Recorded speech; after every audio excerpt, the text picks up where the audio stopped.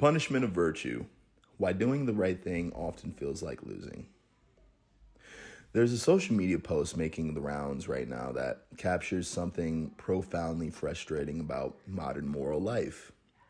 A man found nearly $14,000, a cash out ticket on a casino floor. Not through gambling, not through luck, but through pure, simple coincidence and through the accident of looking down at the right moment. This ticket had no claim on it whatsoever. He could have just walked to a cash out machine, got his money, and went home. So the interesting thing is the conversation that this ultimately sparks between regular people. And I think it, kind of determines the person who's the reader's morality framework without them even knowing. There's three dimensions of righteousness. If I had to rank them, I'd say that there's number one, moral righteousness at the weight of actions based on one's personal morals. And then there's spiritual righteousness, meaning that this varies according to one's ontological orders, their spiritual beliefs, their ideological communities, or their overall metaphysical framework. And then last but not least, I'd rank at the bottom technical morality. That's no matter who makes the rules or what the rules are, right and wrong is simply determined by what was previously or collectively agreed upon. Let's talk about the concept of ought, or the audacity of ought, if you will. In the framework of doing the right thing for the sake of the casino, so that the casino doesn't make it harder to get cash out tickets, or simply because that you don't want to claim money that doesn't lawfully belong to you and can't possibly lawfully belong to you on that rationale. And by the way, I'm just walking through the logic here. I don't necessarily believe or disbelieve anything I'm saying right now. I'm just talking about the concepts of ought, morality, and right or wrong. But anyways, no matter what, the money is not yours. You can't make or posit any claims. Nobody can make or posit any claims otherwise, and no one else will know.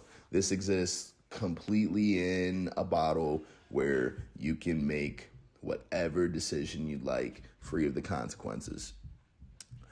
Now, what every moral framework from kindergarten onward tells us to do is to turn the money in and to mitigate the loss for the business. And the reward for that harrowing action, you get a $50 chip and one free slot play. Along with the haunting question that always follows, be honest, would you have turned it in, or did you simply turn it in because turning it in would be the right thing to do, or to appear like you're a good person? Would you have taken that same action if no one was looking, if no one would ever discover the action that you took? Because honestly, no one would have never seen this if they hadn't posted the cash out ticket online. Anyone could have made up whatever lie they wanted to, and they posted that. But because this story resonates so much, I think it indicates that it touches a nerve that runs deeper than casino ethics or found money ethics. Ask anybody that watches No Country for Old Men, maybe for nothing else, but for the pure consequences that follow Llewellyn throughout that movie, all the tragedy, the pain, and death that surrounds him, all for the money to be lost anyways, spoiler alert. Does that not demonstrate something fundamental about the relationship between fortune and misfortune, between found money and the price you pay for it?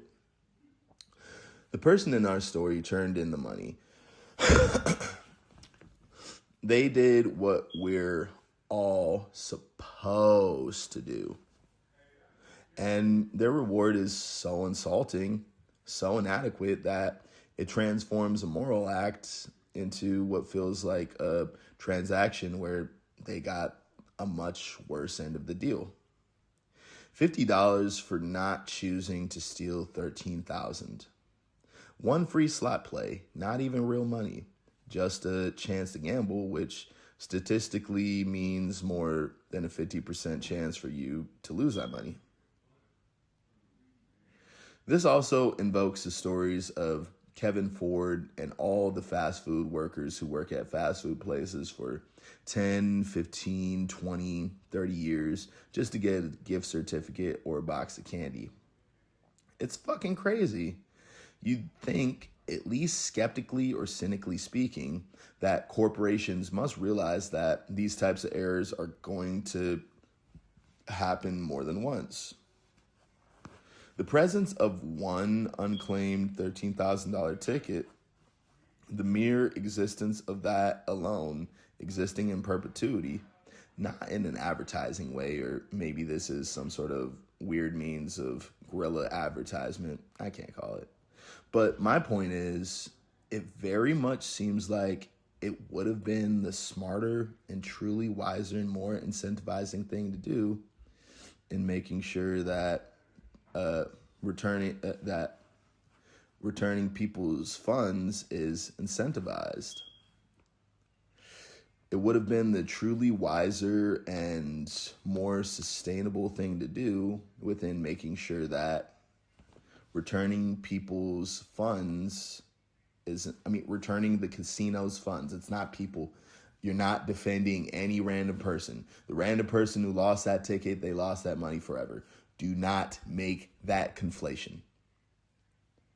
And that the cost mitigation that's done by your patrons, not your employee, is not your specific loss or shrink team, by random people who spot glitches in your systems.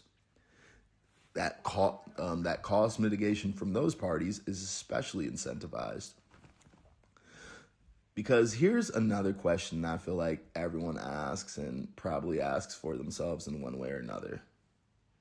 Why should anybody realistically do the right thing if the agreed upon morals within a specific framework are already skewed past point of recognition? When the systems that's supposed to reward virtue instead of punish it, when doing the right thing costs you thousands and earns you pocket change, and when corporations can work you for decades and offer you candy as a thanks, at what point does the framework itself become the problem?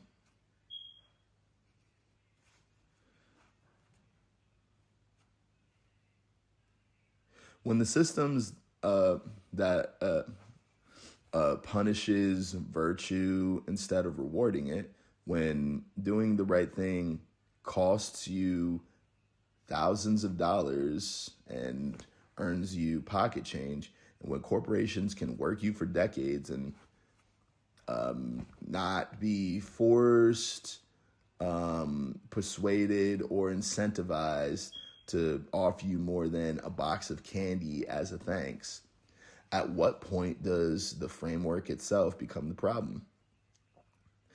The audacity of ought demands sacrifice without guaranteeing reciprocity. It says, you ought to return the money because it's right, because that's what good people do, because society depends on this kind of integrity. But when society responds to that sacrifice with insult rather than gratitude, that ought loses its force. In addition to that, this isn't about whether virtue on its own is reward. It's about whether we're building systems that makes virtue sustainable. And right now we're not. We're asking individuals to bear the full cost of maintaining social trust while institutions and individuals who exploit these institutions are pocketing the savings and the profits from their immorality, and then offer worthless morality tokens in return. That person that returned the $13,000 did something genuinely good. They demonstrated real integrity, and they got $50 and a free spin for it. I'm saying this personally as someone who's been on all three sides of that situation. Keep the fucking money. Keep the fucking money. That's not a reward because any other outcome in which money was illicitly found, illicitly gained, and then had the opportunity to be 100% lost, that meant you owe that man at least half, at least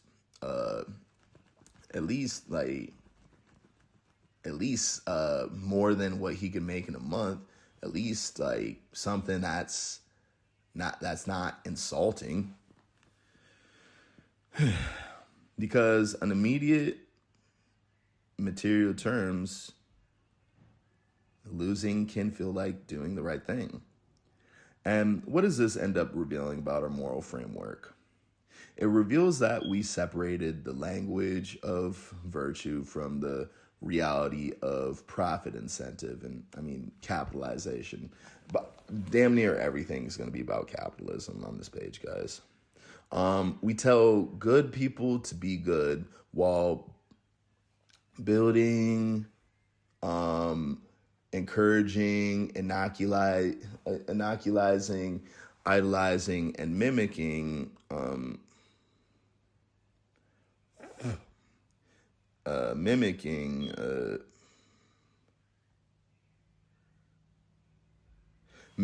systems that punish goodness. We praise integrity while rewarding corner cutting. We demand sacrifice while offering scraps. And then we're surprised when people start asking, why fucking bother? The answer can't be just because it's right. That's circular. If the framework of right and wrong is skewed past the point of recognition, if doing the right thing constantly feels like punishment and doing the wrong thing constantly pays off, then the framework itself needs examination, not just the individuals operating within it. We're asking people to be moral agents within an immoral system. We're asking them to play by rules that don't apply to everybody. And we're asking people to make sacrifices that won't be reciprocated and to trust in a cosmic justice that never seems to materialize. That's an unsustainable ask, not because people are bad, but because we're paying attention. We see what virtue costs and we see what it earns. And ultimately, they're doing the math. If we want people to keep turning in the money, to keep doing the right thing even when it hurts, then I'm calling out the organizations and the systems within the system. You must incentivize people doing the right thing. You must incentivize people doing the right thing. We need rewards that reflect the actual value of integrity, not just token gestures that add insult to injury. $50 isn't enough. It never fucking was. Not for no casino. And the current economic basket right now is just like skewed. What the fuck is $50 gonna do for anybody?